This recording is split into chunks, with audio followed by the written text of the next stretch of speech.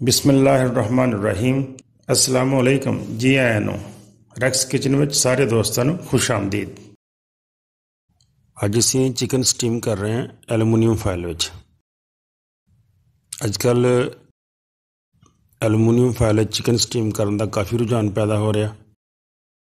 ਅਕਸਰ ਸ਼ਾਦੀ ਵਿਆਹ ਦੇ ਮੌਕਿਆਂ 'ਤੇ ਐਲੂਮੀਨੀਅਮ ਫਾਇਲ ਵਿੱਚ ਹੀ ਚਿਕਨ ਸਟੀਮ ਕੀਤਾ ਜਾਂਦਾ ਹੈ। ਇਹਦੇ ਨਾਲ ਇੱਕ ਤਾਂ ਸਟੀਮ ਬਹੁਤ ਅੱਛਾ ਹੁੰਦਾ ਅਤੇ ਦੂਸਰੇ ਨੰਬਰ 'ਤੇ चिकन बहुत देर तक गर्म रहता है। तो आओ फिर चिकन स्टीम करना शुरू करिए। मैं सिर्फ चिकन लैग पीस ही लाया। इनू सिरके ते नमक लगा के बहुत अच्छी तरह साफ कर लेना, धो लेना। गोश्त नूं धोने तो बाद तेल गर्म करो तो असीं चिकन नूं फ्राई कर लैने। चिकन नूं दरमियानी अग ते फ्राई करना है, बहुत अग तेज़ ना हो वरना बाहरों सड़ जाएगा तो अंदरों कच्चा रह जाएगा।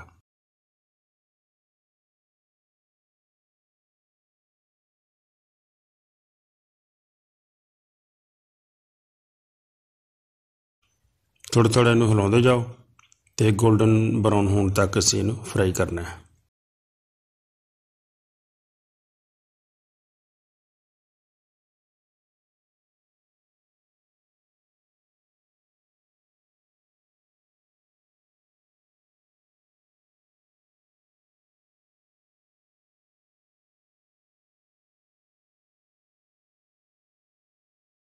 चिकन साडा गोल्डन हो गया तो हुण असीं अलग किसी बर्तन च इनू लैदा कढ़ लैने ते ठंडा होने वास्ते रख दिंदे आं।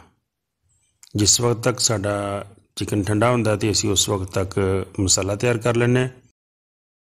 तकरीबन 400 ग्राम दही लै लो तो उहदे विच 1 चम्मच अदरक लहसुन का पेस्ट पा लो, 1 चम्मच नमक का, 1 चम्मच लाल मिर्च, 1 चम्मच हल्दी, 1 चम्मच धनिया पाउडर, 1 चम्मच जीरा पाउडर, 1 चम्मच गर्म मसाले का, 1 चम्मच काली मिर्च का, तकरीबन 1 चम्मच लैमन जूस का, 1 चम्मच चिली सास का,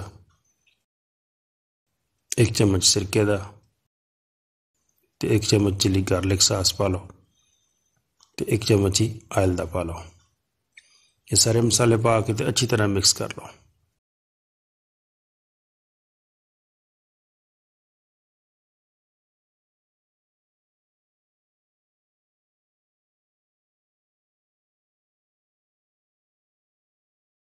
चिकन साडा ठंडा हो गया तो हुण सारे चिकन नूं असीं मसाला लगाना।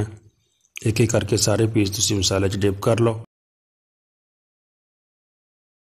अच्छी तरह मसाले नूं कोट करके ते तकरीबन 4-5 घंटे वास्ते इनूं रख। इन्ना कुछ टाइम मैरीनेशन वास्ते सानूं जरूर रखना चाहिए।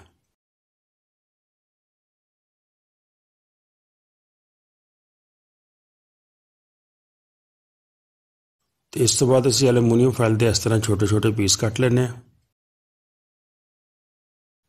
तो एक एक लैग पीस इस तरह उत्ते रखो तो थोड़ा जिहा मसाला मजीद उत्ते पा लवो ताकि बहुत अच्छा टेस्ट आए। तो इनू अच्छी तरह फोल्ड कर दो इस तरीके नाल।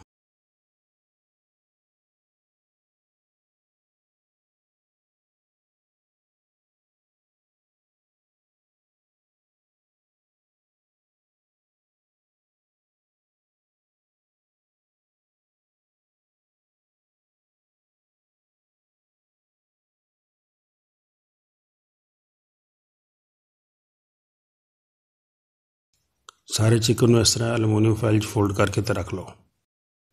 हुण असीं इनू स्टीम करांगे, लेकिन स्टीम करने तो पहले असीं किसी छुरी वगैरह नाल सारे चिकन में इस तरह सुराख कर लो ताकि स्टीम अच्छी तरह अंदर चली जाए।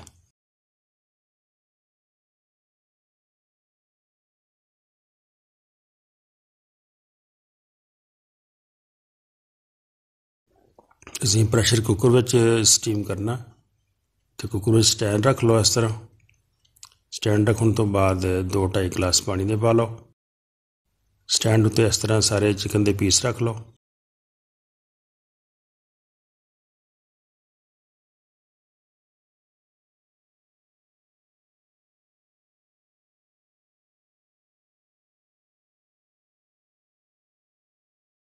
तो ढक्कन बंद कर दो तो 20-25 मिनट इंतज़ार करो। टाइम हो गया, ढक्कन खोलते हैं। माशाल्लाह देखो चिकन साडा स्टीम हो गया। इनू अलग किसी बर्तन 'ਚ एहतियात ना कढ़ लो क्योंकि काफ़ी गर्म है।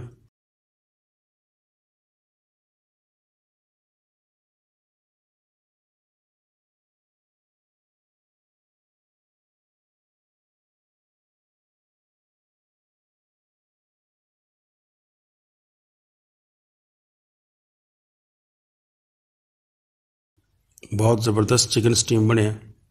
देखो बिल्कुल मलाई तरह, बहुत प्यारी खुशबू आ रही है, बहुत अच्छा जायका बनया, तो बड़ा ही प्यारा स्टीम होया।